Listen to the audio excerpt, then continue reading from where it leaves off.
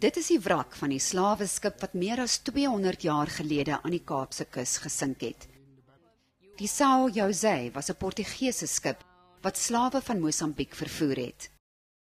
Die skip was op pad na Brasilië toe dit met meer as 500 mense aan boord in die winter van 1794 gesink het.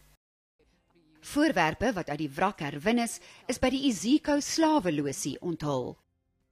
Die voetboeie en ysterballaste wat die skip geanker het, is ook herwin.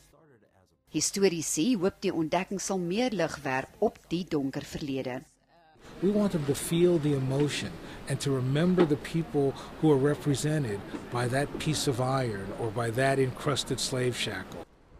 'n Gedenkdiens is by die huis van die voormalige regter van die konstitusionele hof, Albie Sachs, gehou. Grond van die São José se vertrekpunt is deur 'n span duikers in die see gestort. For me, it's a way of reconnecting with the story of slavery and actually remembering all those people who were taken away from the land of their birth, made to actually work to build the Cape. And we actually forget that Cape Town, this city was actually was built by slave labor. Dis 2 eeue later, maar die storie van diegene wat aan boord die São José was, word uiteindelik vertel.